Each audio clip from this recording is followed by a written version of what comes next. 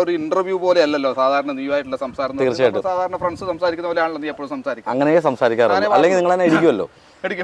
ഉറപ്പായിട്ടും. ചേട്ടാ, ഈ നമ്മളെ ഇന്റർവ്യൂവിന്റെ അടിയിൽ കുറേ അധികം ആൾക്കാർ മെസ്സേജ് ഇടുന്നു, ഇവൻ എന്താണ് ഷൈൻ ടോം ചാക്കോ പഠിക്കുകയാണോ, ഫോൺ എടുത്ത് കറക്കുന്നു, സംസാരിക്കുക, അങ്ങനെയൊക്കെ പറഞ്ഞിട്ട്. ഷൈൻ ടോം ചാക്കോ എന്ന് പറഞ്ഞാൽ നല്ല മനുഷ്യനാണ് അദ്ദേഹം. അല്ലേ, അതെന്താ അറിയോ, ഈ മനസ്സിന്റെ ഉള്ളിൽ ഒന്നും ഇല്ലാത്തവര് അങ്ങനെയാണ്. നമ്മൾ ഓപ്പൺ ആയിട്ട് സംസാരിക്കും, നമ്മൾ സാധാരണ സംസാരിക്കുന്ന പോലെയൊക്കെ സംസാരിക്കും. പക്ഷേ അങ്ങനെ തന്നെ ആയിരിക്കും നമ്മൾ ഓപ്പൺ ആയിട്ട് സംസാരിക്കുന്നത്. അതിന്റെ കൂട്ടത്തില് അങ്ങനെയൊക്കെയുള്ള പ്രവൃത്തികളും കാര്യങ്ങളൊക്കെ ഉണ്ടാവും. അതിന് കമ്പയർ ചെയ്യേണ്ട ആവശ്യമൊന്നുമില്ല. അങ്ങനെ എത്ര പേരുണ്ട്? അതെ, ഇഷ്ടംപോലെ ഉണ്ട്, ഇഷ്ടംപോലെ ആൾക്കാരുണ്ട്. പക്ഷെ ജിഷൻ നേരത്തെ ഇങ്ങനല്ല, ഇപ്പോഴാണ് ഇങ്ങനെ ആയെന്നൊക്കെയാണ് ആൾക്കാർ പറയുന്നത്. ആണോ? ഞാൻ ഈടെ ആയിട്ടുണ്ടല്ലോ കുറച്ചും കൂടി നമ്മൾ എന്താ പറയാ എല്ലാവരുമായിട്ട് ഇടപഴകി കുറച്ചും കൂടി ഒന്ന് റിലാക്സ് ആവാൻ വേണ്ടി ശ്രമിക്കുന്ന ആൾക്കാരാണ്. പക്ഷെ എനിക്ക് ഏതാണ്ട് 6-7 വർഷമായിട്ട് എനിക്ക് ജിഷനായിട്ട് അറിയാം. അദ്ദേഹത്തിന്റെ ക്യാരക്ടർ അന്നും ഇന്നും എന്നും ഒരുപോലെ തന്നെയാണ് നിൽക്കുന്നത്. പിന്നെ ഓരോരുത്തർ പറഞ്ഞു ഓരോ കാര്യങ്ങൾ, ആവശ്യമില്ലാത്ത കാര്യങ്ങളിലേക്ക് പോവാണ്. ചേട്ടാ, നമ്മളൊരു 3 മാസം മുമ്പ് ഒരു ഇന്റർവ്യൂ എടുത്തായിരുന്നു. അത് നല്ല രീതിയിൽ പോയിക്കൊണ്ട് നല്ല രീതിയിൽ പോയി ആൾക്കാർ കണ്ടു. നീ അങ്ങനത്തെ വലിയ വർത്താനം പറയണ്ട. ഇതിന്റെ അടിയിലെ കമന്റ് കാര്യങ്ങളൊക്കെ ഞാനും വായിക്കുന്നുണ്ടെന്നുള്ള കാര്യം നീ ചിന്തിക്കണം. കമന്റിനകത്ത് ഒരു കാര്യം ഞാൻ പറഞ്ഞുതരാം. ഈ നമ്മൾ സാധാരണ കമന്റ് എടുക്കുമ്പോൾ അങ്ങനെ സാധാരണ വരുന്ന നല്ല പോസിറ്റീവ് കമന്റ്സാണ് വരുന്നത്. പക്ഷെ നിങ്ങൾ അതിനകത്ത് ഇട്ടത് മൊത്തം ഇവൻ കഞ്ചാവാണ്, ഇവൻ എന്തായി കാണിക്കുന്നത്, ഇവൻ ഫോൺ എടുത്തെറിയുന്ന പാവങ്ങൾക്ക് കൊടുക്കും ഫോണ്, പിന്നെ പറയുന്നത് എന്താണ് ഡിവോഴ്സിന്റെ കാര്യം പറഞ്ഞു. അതിപ്പം എല്ലാരും അറിഞ്ഞിട്ടില്ല. ലോകത്ത് എവിടെയും സംഭവിക്കാത്ത കാര്യമാണ്. അതുകൊണ്ട് പിന്നെ അല്ല, ഇപ്പൊ പറയേണ്ട കാര്യം ഉണ്ടായിരുന്നു, അത് മനസ്സിൽ വെച്ചുകൂടാന്നൊക്കെ ചോദിച്ചു. ഇതിനെ കുറിച്ച് എന്താ പറയാനുള്ളത്? അല്ല, മനസ്സിൽ വെച്ചുകൂടെ എന്ന് പറഞ്ഞിട്ടാണ് ഒരാളെടുക്കുക. മനസ്സിൽ വെച്ചുകൂടെ എന്ന് ചോദിച്ചതിനാണ് ഒരാൾ വന്നിട്ട് ചോദിച്ചിട്ട്, ഒരു ചേച്ചി വന്നിട്ട് ഇന്റർവ്യൂ എടുത്ത് അതും പോയിട്ടുണ്ടായിരുന്നല്ലോ ചേച്ചി എടുക്കുക. ഞാൻ പറഞ്ഞു, നിങ്ങൾ എന്തിനാ ബാക്കിയുള്ള കാര്യം നോക്കുക, നിങ്ങളെ വീട്ടിൽ വന്നിട്ട് ഞാൻ കാര്യങ്ങൾ ചോദിച്ചോ? ഇല്ലല്ലോ. അതൊരു ചേച്ചി വന്നിട്ട്, ഞാൻ വേറൊരു ഇന്റർവ്യൂ കൊടുക്കാൻ വേണ്ടി പോയതായിരുന്നു. അപ്പോൾ ആ ചേച്ചി വന്നിട്ട് ഒരു ചാനലിന്റെ ഇതായിരുന്നു, ഒരു ചെറിയൊരു ഇത് ലൈവ് പോയിട്ട് അങ്ങനെ. അപ്പൊ ചേച്ചി വന്നിട്ട് ഇത് തന്നെ ചോദ്യം, എന്താണ് നിങ്ങൾ തമ്മിൽ പറഞ്ഞത്, എന്താണ് നിങ്ങൾ? കുത്തി ചോദിച്ചു. ചേച്ചി, നിങ്ങൾക്ക് ഈ അല്ലാണ്ട് ചോദ്യം വേറെ ഒന്നും ഇല്ലേ? നിങ്ങളെ വീട്ടിൽ എന്തെങ്കിലും സംഭവിക്കുന്നത് ഞാൻ ചോദിച്ചാ? ഇല്ലല്ലോ എന്ന് പറഞ്ഞിട്ട് അങ്ങനെ ഞാൻ മറുപടി കൊടുത്തിട്ടുണ്ടായിരുന്നു.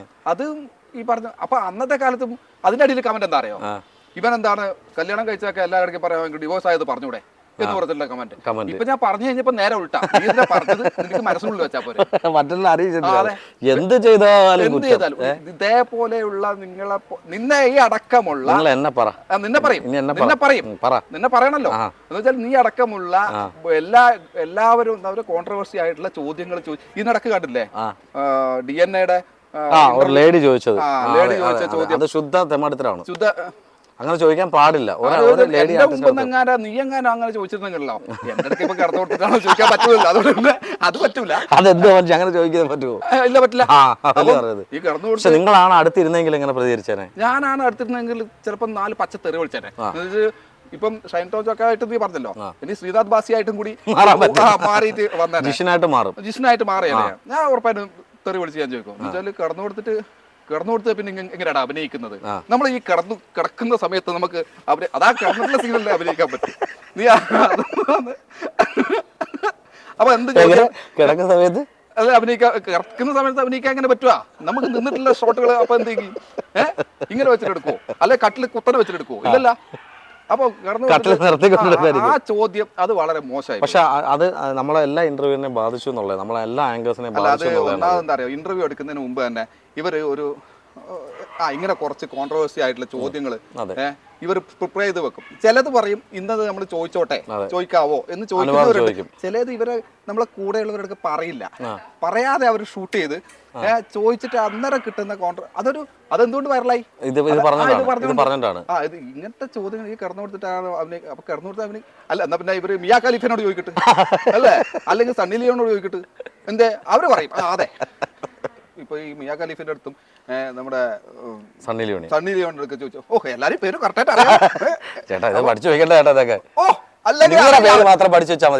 പിന്നെ അപ്പൊ ഇവരടുക്കെ ചോദിച്ചാൽ പോലും അവര് പോലും ചിലപ്പം തെറി വിളിച്ചിട്ടുണ്ട്.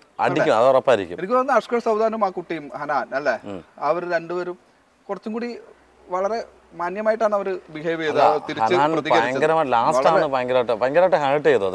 അത് ഹേർട്ട് ചെയ്യുന്നത് കുട്ടികളടുത്ത് പെൺകുട്ടികളടുത്ത് ചോദിക്കാൻ പാടില്ല. പക്ഷെ ഞാൻ പറയാണ്, ആസ് എ ആങ്കർ ഇന്ന് വരെ ഒരു നിമിഷം വരെ അങ്ങനെ ചില ഇന്റർവ്യൂസിലൊക്കെ ചോദിച്ചിട്ടുണ്ട്. ഇടയ്ക്കുണ്ട് എന്നുവെച്ചാൽ ഈ പറയുന്ന എന്താ പറയാ, നമ്മള് വൈറലാവാൻ കിട്ടുന്ന ചെറിയ കണ്ടന്റുകൾ എല്ലാത്തിലും നമ്മളിപ്പം വേറെ നമ്മളിപ്പോ സ്റ്റാർ മാജിക് ആയാലും അല്ലെങ്കിൽ സ്റ്റേജ് ഷോസ് ആയാലും എന്തിലായാലും ഒരു കണ്ടന്റ് ഉണ്ടായിരിക്കണം. ഈ കണ്ടന്റ് ബൂസ്റ്റപ്പ് ചെയ്യുക എന്നുള്ളതാണ്. അത് നെഗറ്റീവായിട്ടുള്ള കണ്ടന്റ് അല്ലാണ്ട് പോസിറ്റീവായിട്ടുള്ള കണ്ടന്റ് നിങ്ങൾക്ക് എന്നുള്ള ചോദ്യം ഉണ്ട് എനിക്ക്. അല്ല, പോസിറ്റീവായിട്ടുള്ള കണ്ടന്റ് അല്ല നമ്മൾ കഴിഞ്ഞ നിങ്ങളുടെ ഇന്റർവ്യൂവിൽ ഇട്ടത്. നെഗറ്റീവ് ഏതാണത്? നെഗറ്റീവ് പോസിറ്റീവ് അല്ല. ഇതിന് പറയുന്നത് ഞാൻ പറയുന്നത് ഇത് പറയുന്ന തംബ്നെയിൽ വരെ നമുക്ക് കൺഫ്യൂഷൻ ആക്കി ആൾക്കാരെ ക്ലിക്ക് ചെയ്യാൻ തോന്നിക്കുന്ന തംബ്നെയിൽ ഇടണം. ഇതൊക്കെ ഇതിന്റെ ട്രിക്കാണ്. പക്ഷെ അത് നെഗറ്റീവായിട്ട് ഇതേപോലത്തെ കാര്യങ്ങൾ യൂസ് ചെയ്തിട്ടല്ല ചെയ്യേണ്ടത്. കൊല്ലുവോ? നിന്നെ കൊല്ലാ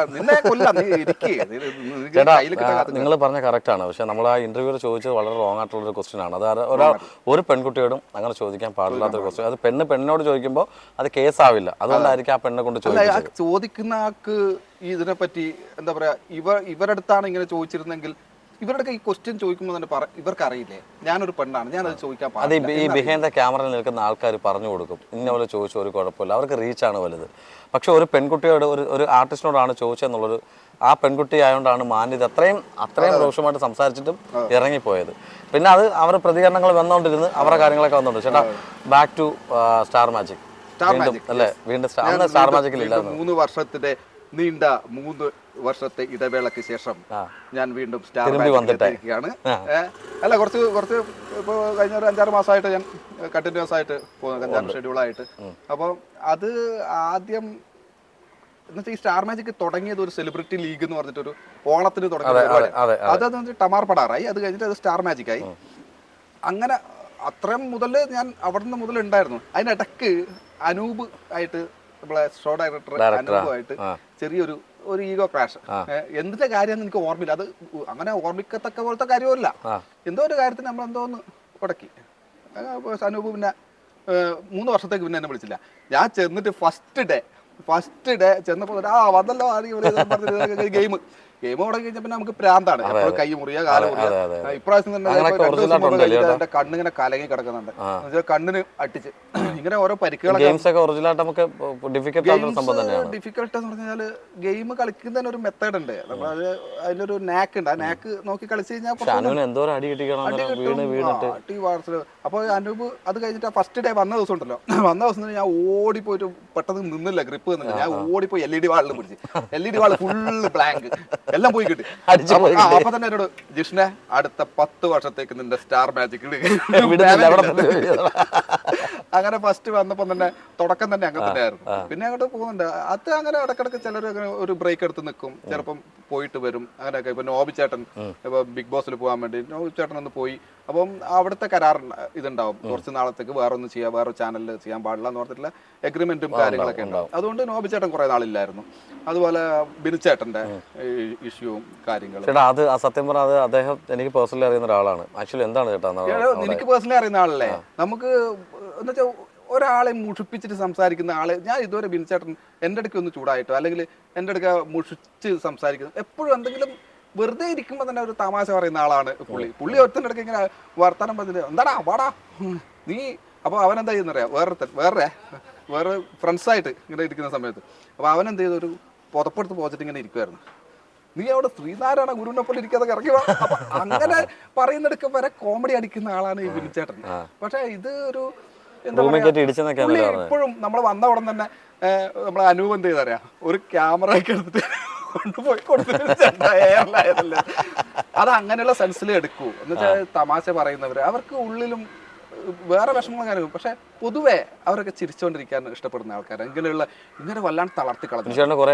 പുള്ളിയൊക്കെ വളരെ കഷ്ടപ്പെട്ട് ഓരോ സ്റ്റേജിൽ നിന്ന് ഇങ്ങനെ കോമഡി സ്റ്റാർസ് അങ്ങനെയുള്ള എല്ലാ ഇതും പ്ലാറ്റ്ഫോമിൽ കയറി സ്വന്തമായിട്ട് ഒരു ശൈലി ഉണ്ടാക്കിയെടുത്ത് കയറി വന്ന ഒരാൾക്ക് ഒരു നിമിഷം കൊണ്ട് ഒരാൾക്ക് ഒരു ഇന്റർവ്യൂ കൊടുത്ത് അല്ലെങ്കിൽ ഒരു ഇത് ഇങ്ങനെ പറ്റിയ ഒരു ഇഷ്യൂ പറഞ്ഞിട്ട് അങ്ങേരുടെ ഒരു നിമിഷം കൊണ്ട് ഇങ്ങനെയൊക്കെ ഉള്ള ശത്രുക്കൾ മുഴുവനായത്, അല്ലെങ്കിൽ ഇത്രയും ആൾക്കാർ ഇതിന് നെഗറ്റീവായിട്ട് പുള്ളീനെ എടുക്കുന്നതേ, അത് വല്ലാത്തൊരു അവസ്ഥയാണ്. നമുക്ക് ഫീൽ ചെയ്യും അത്.